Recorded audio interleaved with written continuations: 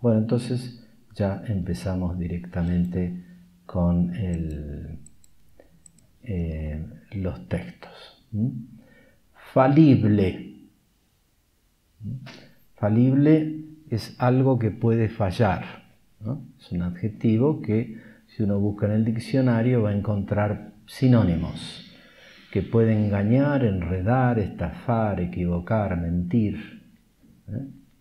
Y también se puede aplicar a la posibilidad de faltar, carecer, escasear, incumplir, errar, omitir, infringir, no realizar una obligación.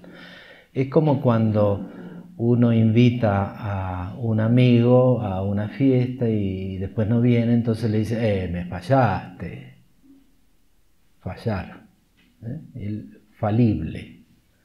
Pero la palabra como tal, etimológicamente, tiene una raíz que viene de fallere, latín, que significa inducir error, engañar, y sufijo que se le añade, falible, ble, este ble indica que una posibilidad, no que siempre falla, pero que es falible.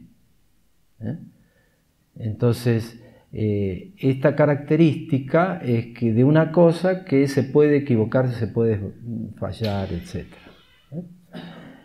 Esa es más o menos. De hecho, hay muchas palabras castellanas que usamos que tienen ese origen. Por ejemplo, el simple fallar. Me fallaste, fallar una cosa, la falla, no sé cómo se dice aquí. Bueno, pero nosotros queremos hablar de infalible, no de falible. Entonces se le pone un sufijo, es decir, una partícula anterior a la palabra, negativa, en la cual se niega lo que sigue. Entonces, infalible quiere decir que no es falible. ¿Estamos? Es decir, infalible es aquel que no se equivoca, que no erra, que no...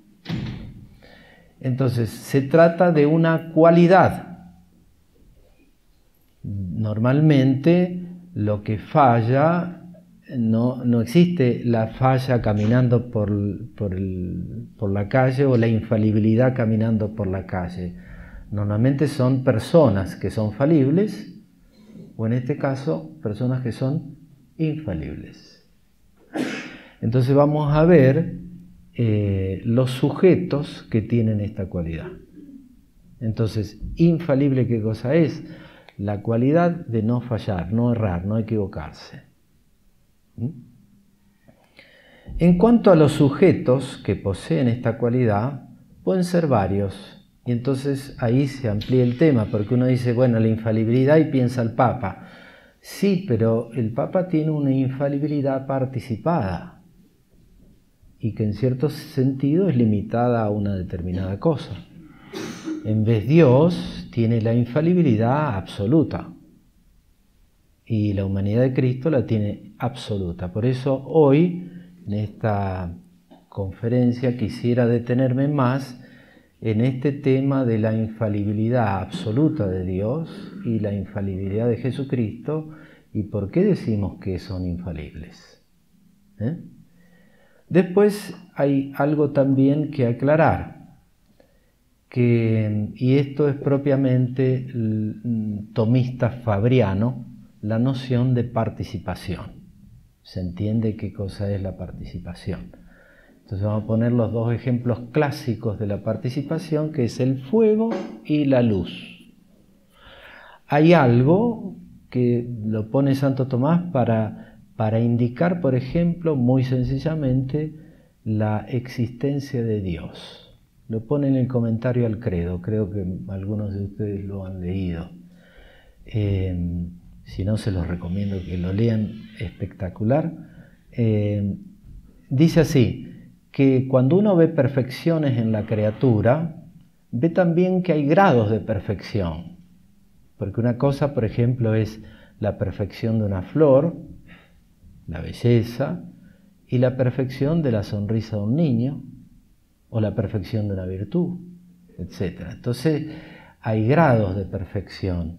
Y entonces él dice que cuando uno entra en una casa y el aire está tibio, da un paso más, está un poquito más caliente, otro paso más y está otro poquito más caliente, otro paso más y más caliente todavía y más caliente. Aunque yo no vea el fuego o la fuente de calor, digo, acá hay fuego. Porque por los efectos graduados de una misma perfección que está participada en el aire en distintos grados, me doy cuenta que existe alguien que tiene eso en perfección. Y es lo que pasa cuando uno ve el alba, la alborada. Todavía no está el sol, pero ya las cosas van iluminándose, tomando color y entonces, bueno, acá hay algo que le está dando esta luz.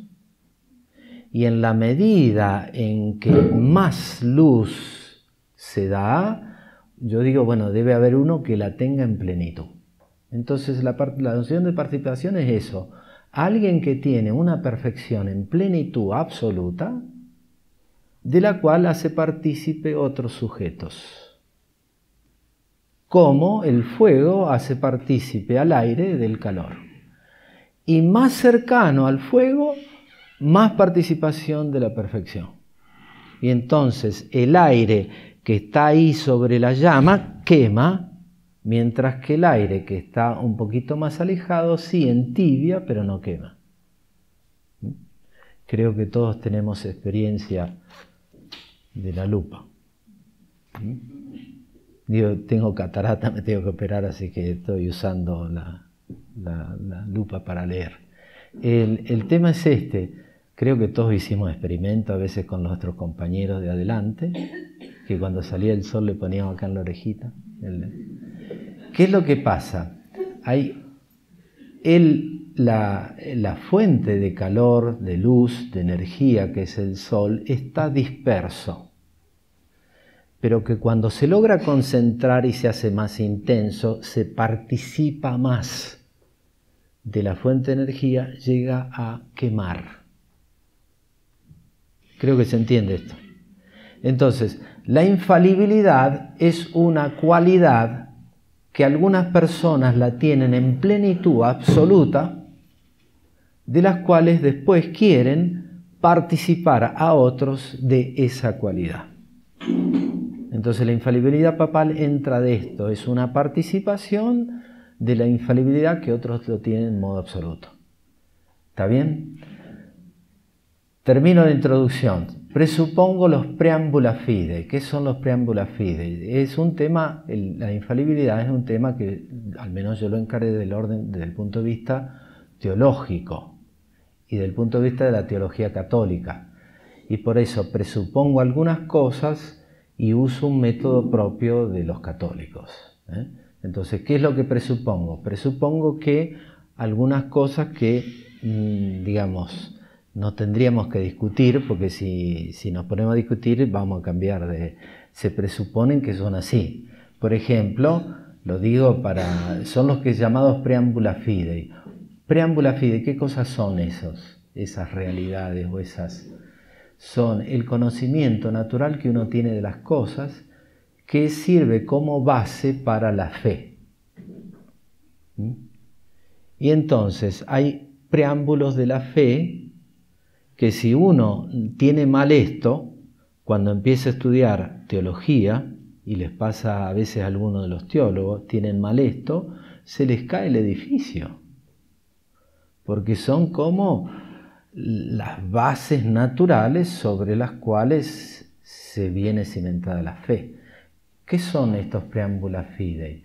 Son las verdades que los grandes filósofos han mostrado con la simple razón natural y que se presuponen a la fe. Esto se estudia en una materia, los que conocen algo de teología, se estudian teología fundamental o apologética, que se llamaba también antes. Entonces, ¿qué cosa es? Que el hombre puede conocer la verdad,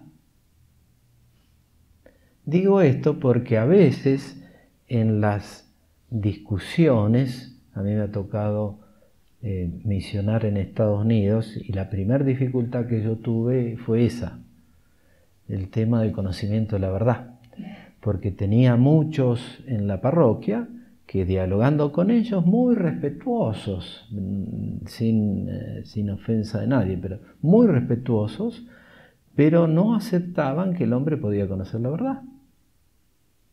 Entonces yo decía algo, el otro decía algo, a lo mejor lo contrario, y no, yo respeto lo que vos decís, yo opino de esta manera y ya está, se acabó el asunto. En cambio, en la parroquia teníamos latinos, ¿no?, que discutían y se enojaban. Entonces, digo esto porque ¿cuál era el problema? El problema era un problema de preámbula fidei. Los latinos, es decir, los mexicanos, los dominicanos, se peleaban porque, no, ¿qué decir? No, esto es rojo. No, ¿cómo va a ser rojo? Esto no es rojo, ¿no ves que es negro? Y empezaba una discusión.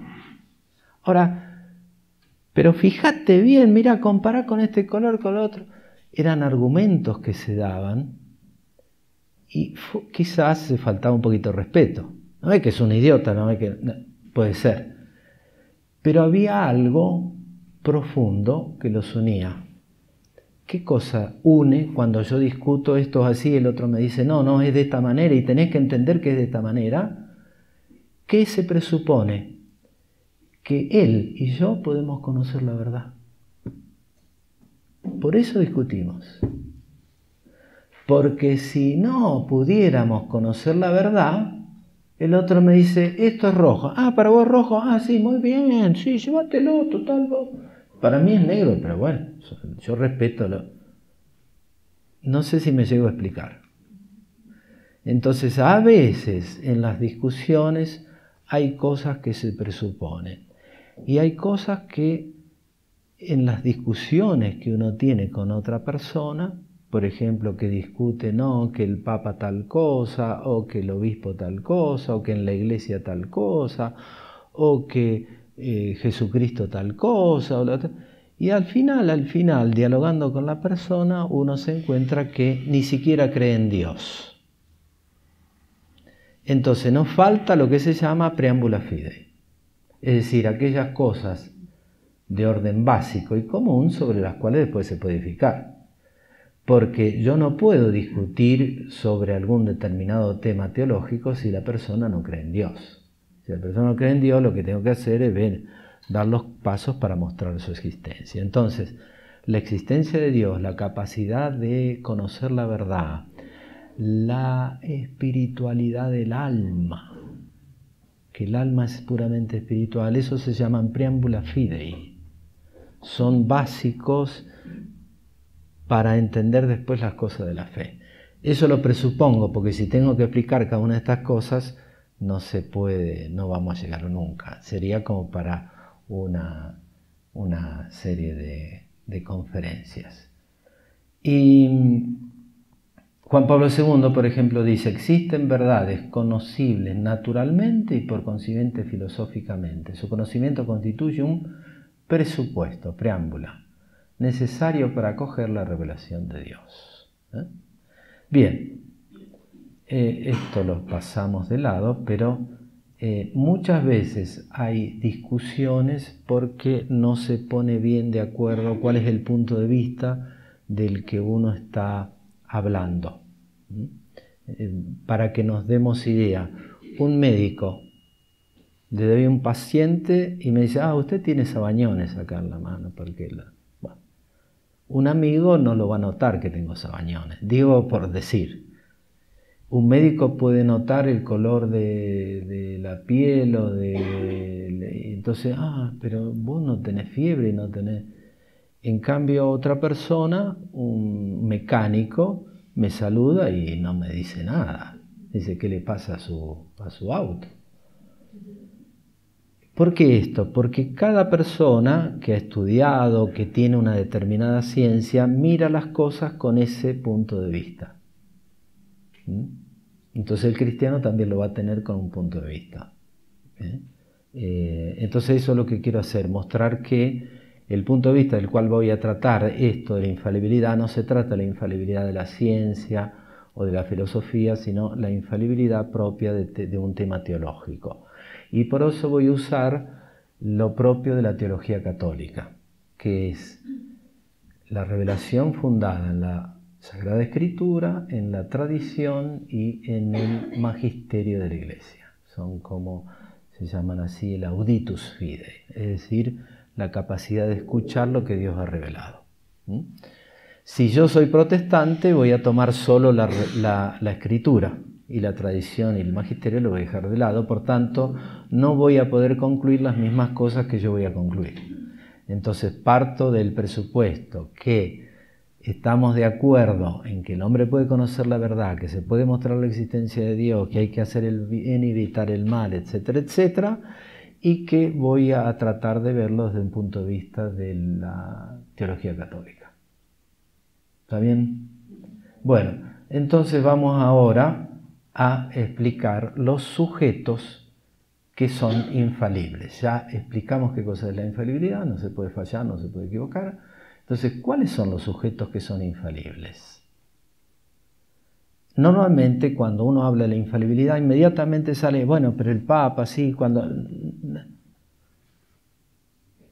¿Quién es absolutamente infalible? Dios. Entonces lo que quiero hacer con ustedes es ver algunos textos muy breves de Santo Tomás, algunos un poquito densos, en los cuales muestra por qué Dios es infalible. Entonces vamos a ver, primero vamos a poner esto, ¿no? Esto es la falla, algo que falla. Los sujetos, que Dios es por participación. Y entonces vamos a ver esto, el Dios vivo, el Dios verdadero, la ciencia de Dios y las características de su ciencia. Y finalmente, ¿cómo hablar de esas características? Bueno, ya nos entramos entonces. Cuando decimos que el sujeto que es infalible es Dios, estoy hablando del Dios verdadero. ¿Por qué digo esto? Y porque muchas veces hay personas que dicen, bueno, sí, yo creo en Dios, pero Dios es injusto. A ver, empecemos de nuevo. Si Dios es injusto, no estamos hablando del mismo Dios. No estamos hablando del mismo Dios. Porque para mí Dios es justo, es misericordioso, es bondadoso, es sapiente. Y por eso, si alguien viene y me dice, Dios es solo justo, o me dice, Dios es solo misericordioso, y ya no vamos a estar de acuerdo. Porque Dios tiene una serie de características que Él reveló que Él tiene y que hacen que sea el Dios verdadero. Si no, lo que estamos hablando es de otro Dios. Por eso Cornelio Fabro tiene un libro grandote así, 1400 páginas, que lo llama Introducción al ateísmo moderno. Y tiene y explica un poquito en la introducción son como 100 páginas, pero digamos, no se desanimen si lo quieren leer. Pero es muy interesante porque hace ver que si uno no acepta determinadas características de Dios, por más que hable de Dios y dice yo creo en Dios, en realidad lo dice Fabro, es un ateo. Porque no le está atribuyendo a Dios las características que tiene. Y entonces siempre lo hago conmigo, con el ejemplo. No que yo soy un ejemplo, sino que digo que el padre Latancio tiene flequillos largos, una nariz muy chiquita y es jovencito. Entonces yo estoy diciendo características que ustedes me miran a mí y dicen, este no es.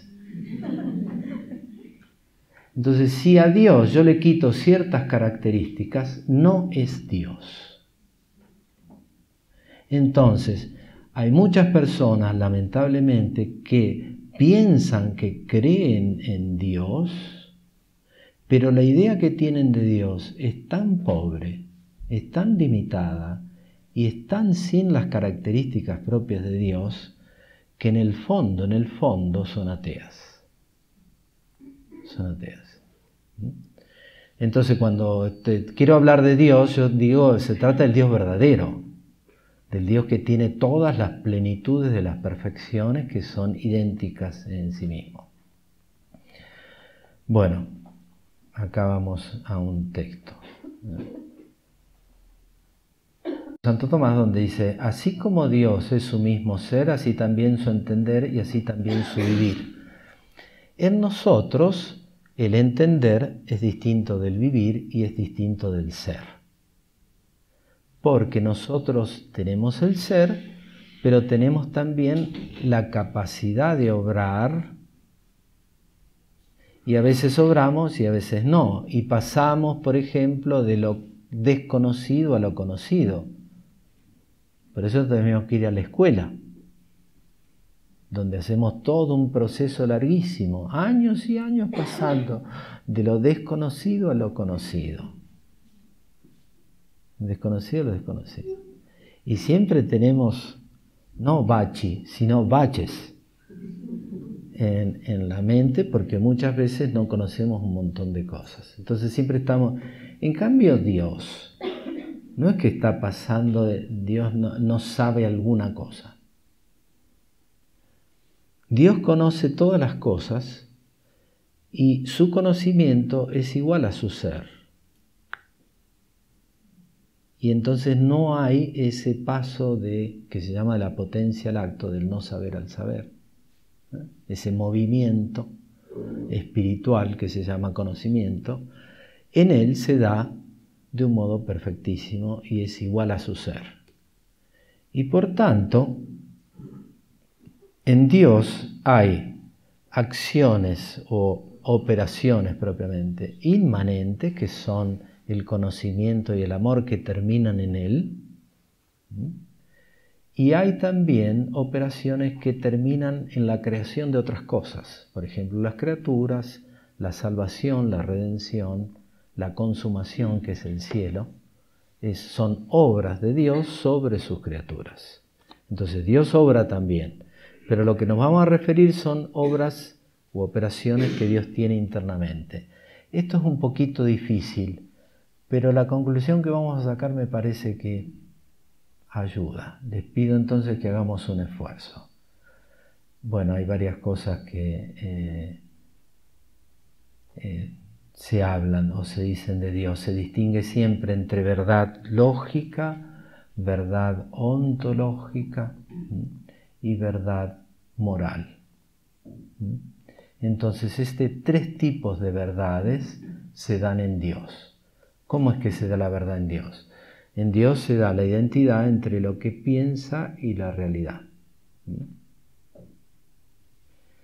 Y también está el tema de la verdad ontológica.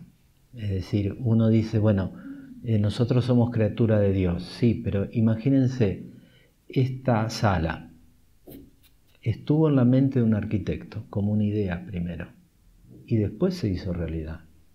No es que alguien empezó mira, se hizo una sala. Normalmente no. Veo acá muchas mujeres, pienso que cocinan. Y cuando uno cocina, tiene los elementos, pero también tiene que tener una idea de cómo hacer. Porque si no, la comida no sale. Entonces tiene que poner un orden en las cosas, tiene que poner a hervir el agua, después cocina primero las zanahorias y después las papas, no sé qué se cocina primero, pero ¿por qué ese orden? Y empieza a poner un orden, porque hay como una idea que está en mi mente que va dirigiendo todo el obrar. Entonces, antes que la comida esté servida ahí, estuvo en la idea de la persona que lo hizo. Lo mismo pasa en la creación. Cuando nosotros vemos las criaturas, son fruto de una idea que estuvo en Dios y que después salió fuera de Dios y se hizo realidad. Entonces somos fruto de una idea de Dios. Dios ha pensado en nosotros. Y como el arquitecto que piensa en una casa, la ama de casa que piensa la comida que va a hacer, así Dios también. Si no, hacemos inferior a Dios a una ama de casa. Y creo que no lo es. Dios conoce perfectamente todas las cosas que ha hecho. Y las conoce fin y fondo, hasta la máxima profundidad. Bueno, por eso tenemos salmos muy lindos que hablan: tú, Señor, me sondeas y me conoces, como fue el salmo de hoy.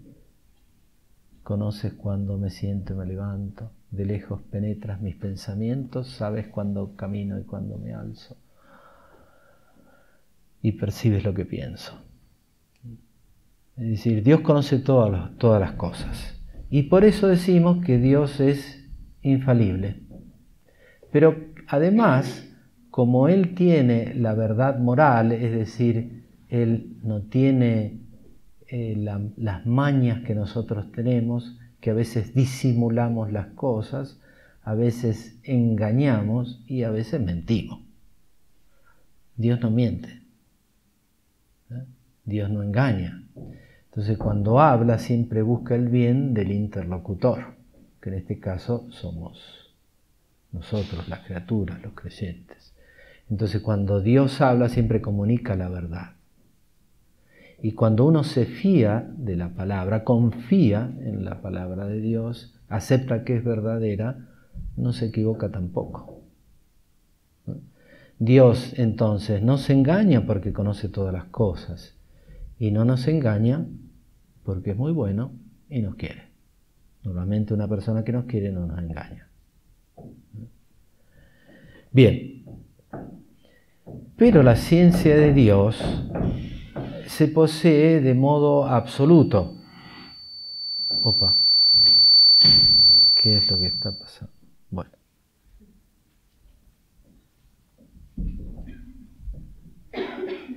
Y vamos a leer un texto un poco largo de Santo Tomás, pero me parece que es muy interesante. Dice: hay ciencia en Dios del modo más perfecto.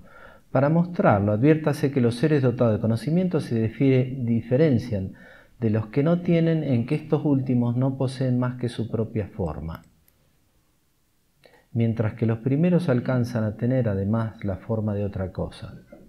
Antes de continuar, si Dios quiere, mañana van a tener una hojita con todos estos textos, para que después lo puedan releer.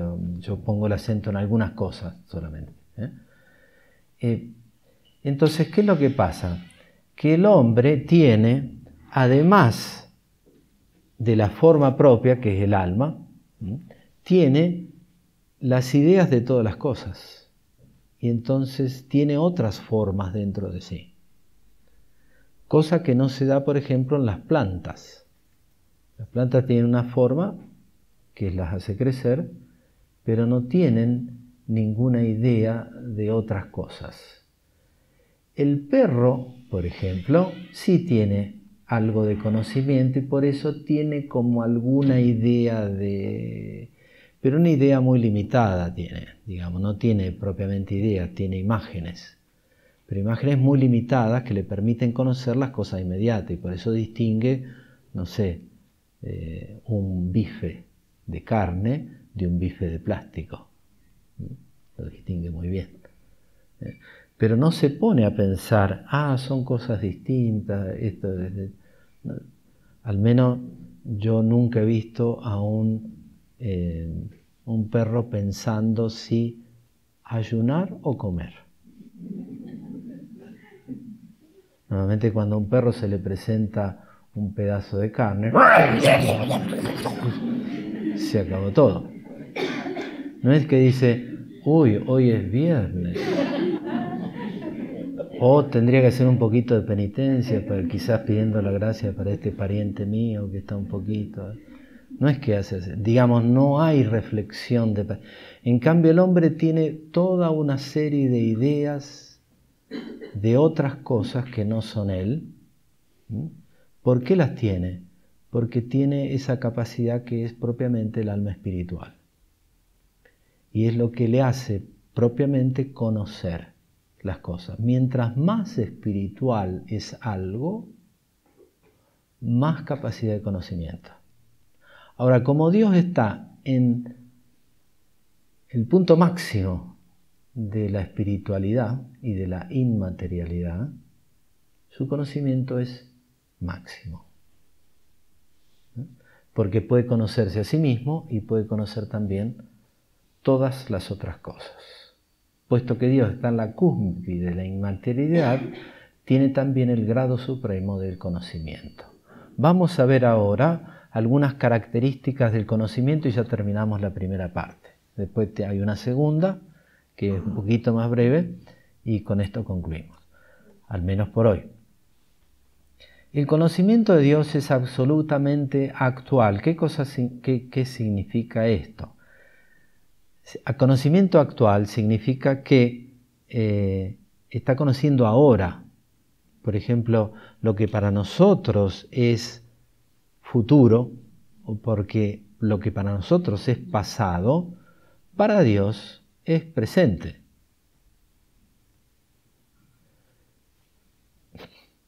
Nuestro conocimiento está limitado al espacio y al tiempo. Dios no está limitado, Dios está en la eternidad, por la cual tiene simultáneamente el conocimiento de todas las cosas. Santo Tomás, para que uno tenga una idea de esto, es cuando uno está en un desfile, por ejemplo, o está haciendo una marcha prohibida, entonces, ¿qué ve? Uno que está delante, tiene un banderín así, qué sé yo, así, y el otro allá no lo veo porque este es cabezón que está delante mío. Y el otro atrás, y no tengo ojo atrás para mirar el otro que tiene atrás. Entonces, mi conocimiento en medio del curso de esta marcha es muy limitado. Pero supongamos que esta persona, en lugar de estar sumergida en la marcha, está en el edificio más alto de acá, no sé cómo se llama, pero me pongo en el edificio más alto y miro cómo pasa la marcha, y entonces puedo ver cómo uno está detrás del otro y veo a todos simultáneamente. Entonces, el conocimiento de Dios es al modo del que está en una torre y ve la progresión de una marcha. Entonces, tiene conocimiento de lo que ya pasó y de lo que va a pasar y de lo que ahora pasa. Pero lo tiene simultáneamente.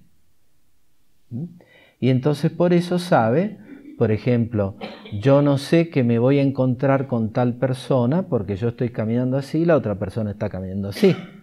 Pero si yo estoy arriba, puedo prever tranquilamente si este sigue la marcha, se van a encontrar en la esquina esa a tal hora. Entonces, Dios tiene ese tipo de conocimiento, como quien está en la altura, como quien Él ve las cosas todas como son. Y por eso entonces Él tiene un conocimiento actual. Ahora, su conocimiento es igual a su entender. Por eso se dice que Dios no es que tiene la verdad, sino es la verdad. Dios es su entender. Pero el conocimiento de Dios es exhaustivo. Leyendo a Santo Tomás una vez quedé totalmente decepcionado, porque él dice, siguiendo a Aristóteles, que ni siquiera nosotros podemos conocer con perfección la esencia de una mosca. Digamos, podemos tener muchos datos de una mosca, entonces uno busca en Google, no sé qué busca, Google. Hay un video sobre la mosca. Bueno, estudien todo lo que quiera la mosca, pero nunca van a agotar el conocimiento de la mosca. Siempre va a haber más cosas que otra ciencia dentro de unos años lo va a descubrir. Y así va a pasar el tiempo y van a seguir, y no vamos a poder conocer la esencia de la mosca. Vamos a conocer algo. No sé si me llego a explicar. Si esto pasa con las criaturas, con Dios, nuestro conocimiento de Dios siempre es muy limitado. Pero Dios no tiene ese tipo de conocimiento porque Dios hizo las moscas. Las hizo al servicio del hombre. Pero el hombre pecó, ahora son molestas. Pero Dios no la pensó molestas. la expresó al servicio del hombre. Bien, Dios hizo todas las cosas, entonces tiene una idea perfecta de todas las cosas y agota el conocimiento, es decir, no se puede ir más allá. La conoce con una profundidad absoluta. Yo pienso que la mayoría, muchos de ustedes son papá y mamá y conocen a sus hijos. Y posiblemente en el mundo no haya otras personas que lo conozcan como los conocen ustedes. Y por eso saben que ante determinada situación, este hijo que tengo va a reaccionar así y esta hija que tengo va a reaccionar de otro modo. Más o menos lo sabemos por el conocimiento que tenemos de la cosa. Pero no tenemos un conocimiento exhaustivo. Por ejemplo, muchas veces vemos a nuestro hijo y no sabemos qué están pensando. ¿Qué conclusiones están sacando? ¿Qué decisiones están tomando? No lo sabemos. En cambio, Dios sí lo sabe. Y sabe en profundidad absolutamente todo. Y así también se conoce a sí mismo. Por eso en Dios la verdad es absoluta y agota totalmente la cognoscibilidad, es decir, la capacidad de ser conocido de las cosas está agotada. Por eso la ciencia de Dios es exhaustiva. No es como la nuestra que es limitada. Dice, Dios está dotado de conocimiento por cuanto está en acto y exento de toda materia y de toda potencia. Por tanto, no hay duda que Dios se conoce a sí mismo con toda la perfección con que es conocible y por consiguiente que se comprende por completo. Se agota conociéndose. El conocimiento de Dios no depende de las cosas creadas. Cuando yo conozco una cosa, estoy dependiendo de la cosa de la cual saqué la idea. Cuando Dios conoce, no es así como conoce. No depende de las cosas creadas el conocimiento de Dios, sino que las cosas creadas dependen del conocimiento de Dios. Por eso San Agustín decía esta hermosa expresión, nosotros conocemos las cosas porque las cosas son, pero las cosas son porque Dios las crea, porque Dios las conoce. Entonces el conocimiento de Dios es causativo de las cosas, es como el arquitecto que crea las ideas que tiene en su mente. Bien, entonces por eso decimos que en Dios es infalible, porque su conocimiento es exhaustivo, es perfectísimo. Pero hay un paso más que quiero que lo hagamos, que me parece muy importante y Fabro tiene mucha insistencia en esto. Que una vez, también la tiene Santo Tomás, y vamos a ver una especie de texto de Santo Tomás, que es el problema del lenguaje. Entonces, a ver, vamos a ver acá. Más abajo. Nuestro lenguaje. ¿Cómo se puede hablar de Dios? A ver, ¿dónde está? Nuestro lenguaje. Sí, pero no veo la vía remocionis, vía... Acá está.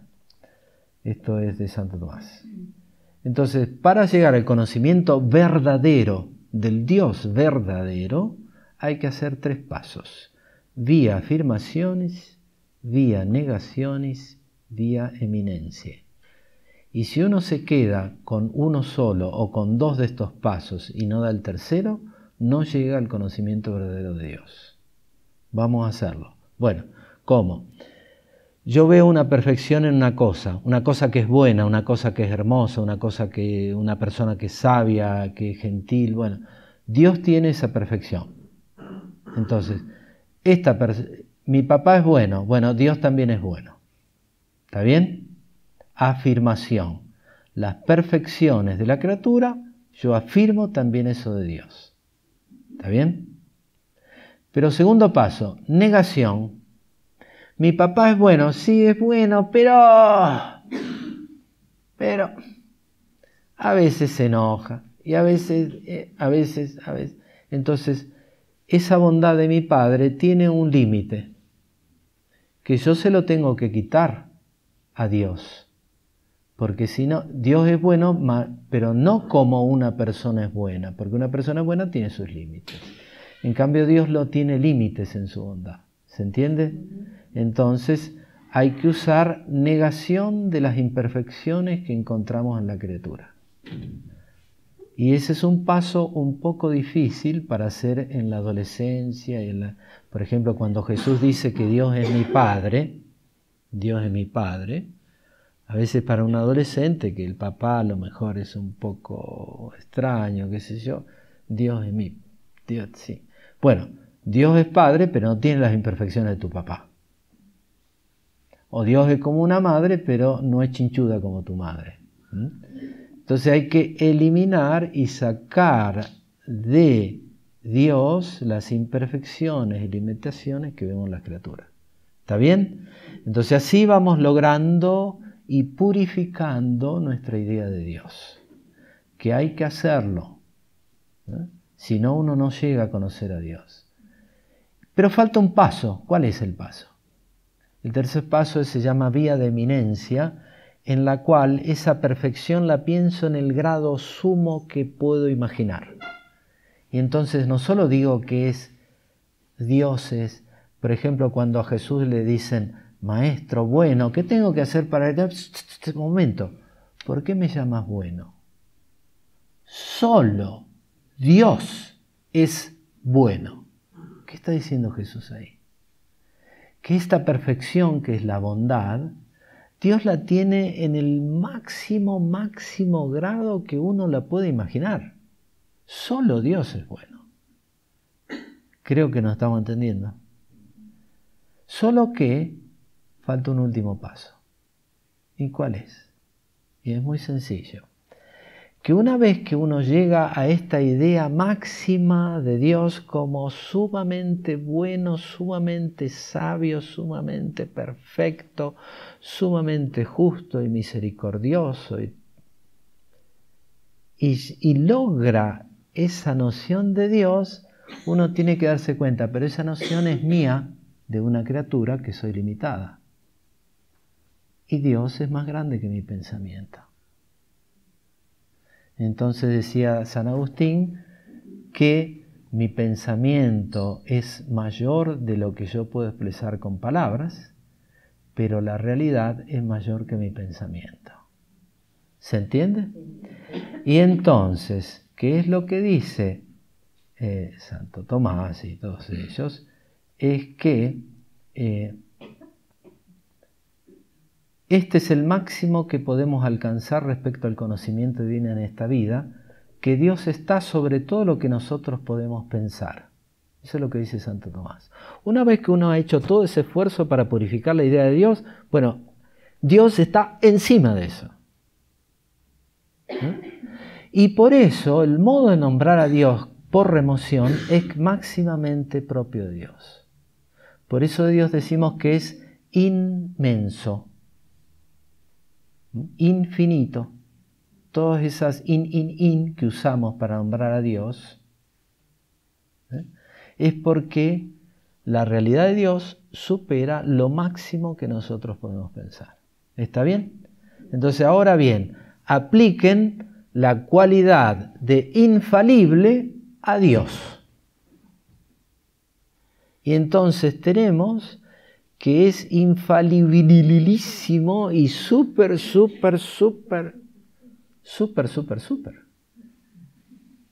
¿Se entiende? Digo, porque si yo hubiese limitado de explicar el Papa, participa un poquitito de la infalibilidad, pero la infalibilidad en plenitud la tiene Dios. Y la tiene, y voy a ser brevísimo, la tiene nuestro Señor Jesucristo en su conocimiento humano. Jesús, que es verdadero Dios, también tiene la ciencia divina, el conocimiento divino. Pero como hombre, Él gozaba de lo que gozan ahora los bienaventurados en el cielo. Por eso de Jesús en ninguna parte se dice que tenía fe. En ninguna parte se dice que Jesús creía. Él en vez usa otras expresiones para hablar de Dios. Dice lo que veo hacer a mi Padre. Entonces, se trata de que la mente humana de Jesús veía a Dios. y veía también el plan de Dios para él de salvación de todos los hombres. Por eso tenía un conocimiento perfecto de lo que él llamaba la hora. No ha llegado mi hora. ¿Qué es eso, mi hora? Una hora. Es el plan de Dios sobre él, para la redención de todos los hombres. Y tenía un conocimiento perfecto de eso.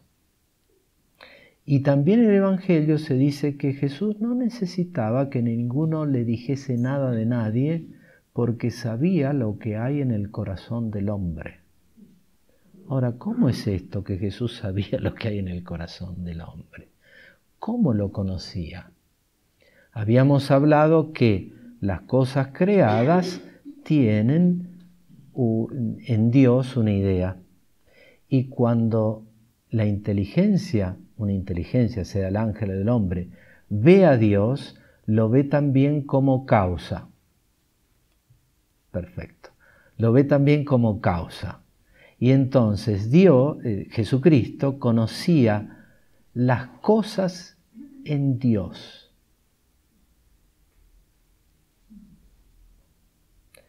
¿Cómo es eso? Es como si yo lograra meterme en la mente del arquitecto y entender desde adentro toda la idea que él tenía al poner o al hacer esta habitación.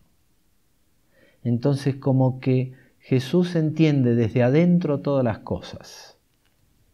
Como Dios es causa de todas las cosas, aquel que entra en la mente de Dios entra en la realidad más profunda de todas las cosas. Entonces, Jesucristo nos conocía con un conocimiento mucho más profundo del que tiene nuestro mejor amigo de nosotros, que el que tienen nuestros padres de nosotros, y que el que tenemos nosotros mismos de nosotros mismos. ¿Se entiende esto? ¿No era porque era Dios? Porque era Dios, sí, porque tenía la inteligencia divina, pero también tenía la inteligencia humana. Y en la inteligencia humana no tenía física y no tenía esto que es la visión. Si Dios quiere, en el día del juicio final, también Él nos va a hacer partícipe del conocimiento que tiene de todos los hombres. Y entonces cada uno va a conocer todo de todos. Bueno, eso lo tenía Cristo desde el momento de la encarnación. Entonces nos conocía con certeza y más profundamente que nuestro mejor amigo, y por nosotros, por amor a nosotros, dio su vida en la cruz. Entonces, cuando uno entiende esto de la infalibilidad, del conocimiento que Dios tiene, como que no es simplemente, Jesús me salvó, salvó a todos. No, no, no. Me salvó, me conocía a mí, conocía los pecados que yo iba a cometer, y por ellos dio mi vida. Entonces, como que la cosa cambia un poco cuando uno empieza a entender estas cosas. Cuando Jesús habla en el Evangelio, es cierto que tenía gente delante, pero también estaba pensando en mí. Por eso cuando ustedes abran el Evangelio, las palabras de Jesús se dirigen, son personales también. Por eso San Jerónimo decía que la Escritura es como la carta de un padre, de un amigo que le envía a su hijo a su amigo, y así la tenemos que leer. Bueno, me detengo en esto un poquito más. Pío XII dice, incluso aquel conocimiento que llamamos conocimiento de visión beatífica, lo posee Cristo en tal plenitud que supera con mucho y en extensión y claridad la contemplación beatífica de los bienaventurados en el cielo. Imagínense que la Virgen María está en el cielo y sabe las necesidades nuestras porque contempla en Dios todas las cosas. Bueno, mucho mayor todavía era el conocimiento que Cristo tenía. En virtud de esta visión beatífica de la que disfrutó desde el mismo instante su ser concebido en el seno de la Madre de Dios, tiene presente sin cesar y en cada instante a todos los miembros de su cuerpo místico. Y Juan Pablo II dice, hablando del momento de la pasión de Cristo, dice, fija Jesús sus ojos en el Padre, precisamente por el conocimiento y la experiencia que solo Él tiene de Dios, Incluso en este momento de oscuridad ve límpidamente la gravedad del pecado y sufre por esto. Solo Él, que ve al Padre y lo goza plenamente, valora profundamente qué significa resistir con el pecado su amor. Entonces, fíjense que habla de un conocimiento y experiencia de Dios único, propio de Jesucristo. Bueno, ahí van a tener otros textos de Santo Tomás que explica esto. Concluimos, por eso Jesús va a decir, yo soy la verdad. Porque el conocimiento que Él tiene, no solo como Dios, sino también como hombre, es absoluto de todas las cosas. Bien, concluyo con esto. Hasta ahora hemos visto que tanto Dios verdadero como la mente humana de Cristo, gracias a la visión inmediata que Él tenía de Dios, poseen en plenitud la cualidad de infalibles. Es decir, no pueden fallar ni engañarse ni engañar. Mañana vamos a continuar con la explicación de la infalibilidad, cómo es participada en algunos hombres.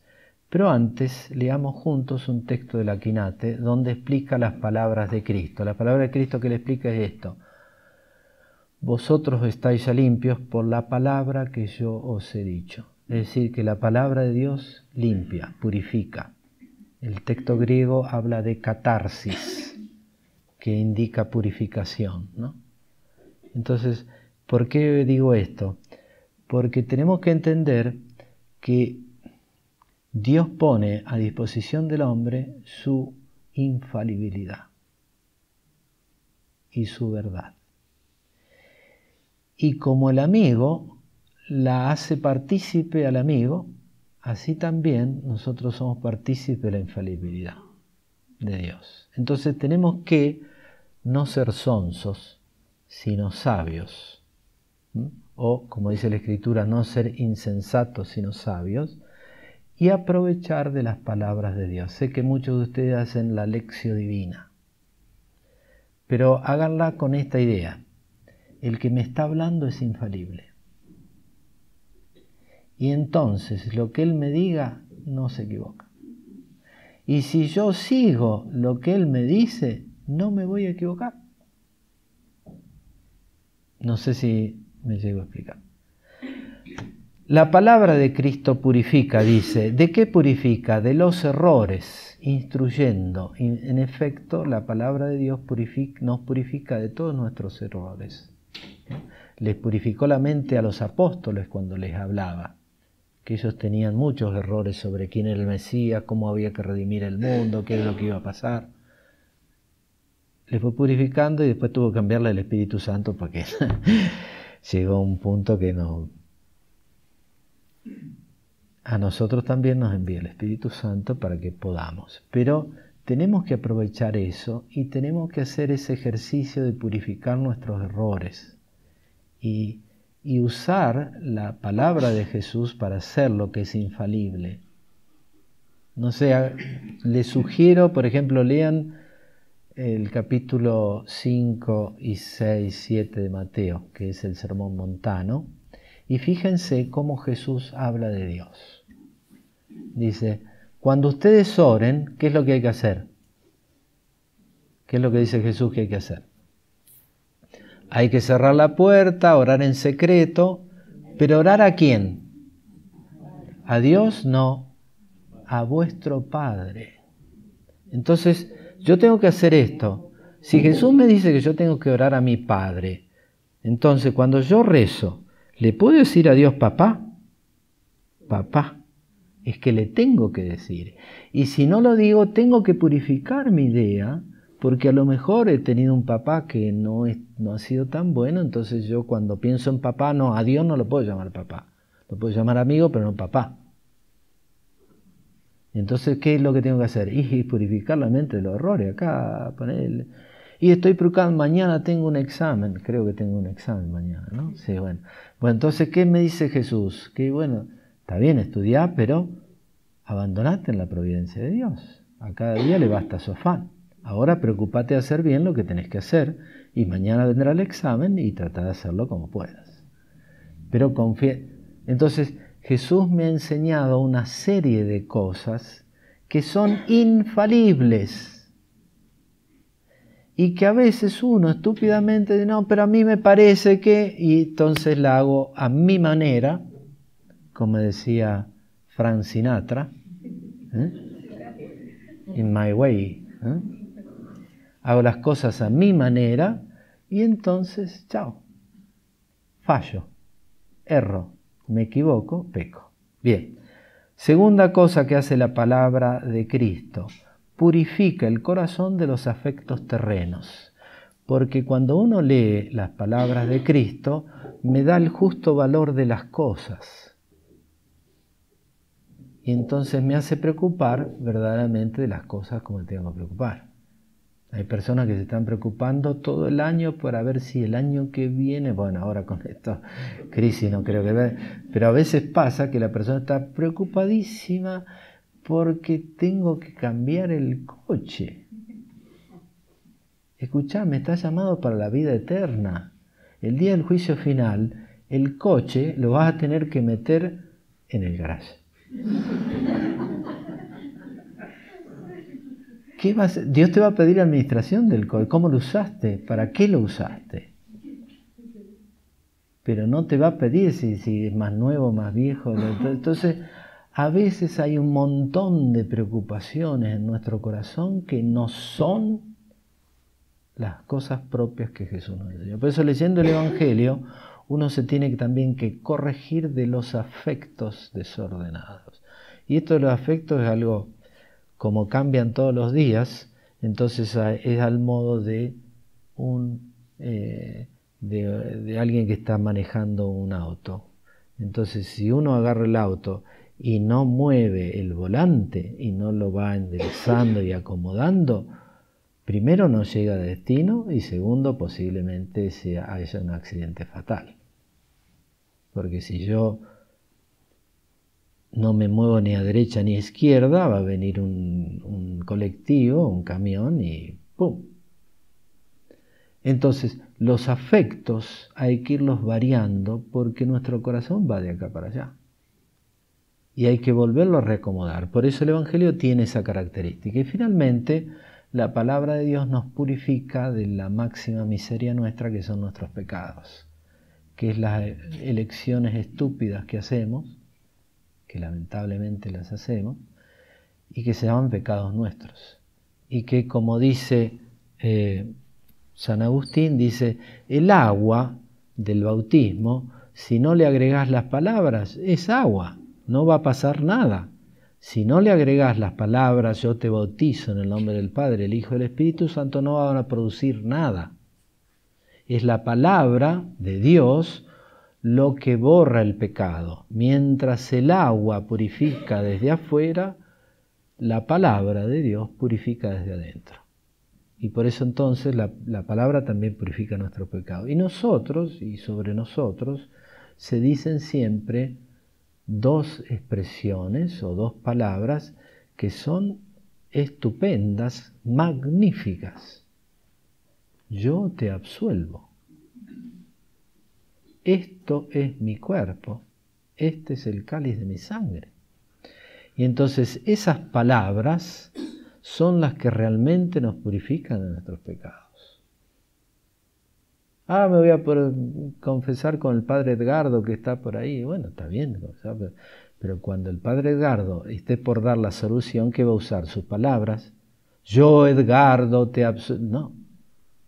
El yo te absuelvo es porque está hablando en el nombre de Cristo, en persona de Cristo. Es la palabra de Cristo la que me está purificando. Y es esa palabra de verdad, infalibilidad, la que purifica realmente nuestro corazón. Entonces, concluyendo, la infalibilidad es una cualidad que tienen algunas personas y esas dos personas que la tienen, Dios y Jesucristo, la quieren comunicar a nosotros. Entonces tenemos que aprovechar de esa infalibilidad para dejarnos guiar en nuestra vida. Porque lo que quieren ellos es que seamos felices acá y en la eternidad. Y por tanto, quien no sigue la palabra infalible de Jesús, ¿qué es lo que le va a pasar? No va a ser feliz ni acá ni allá. Que no se lo deseo a ninguno de ustedes.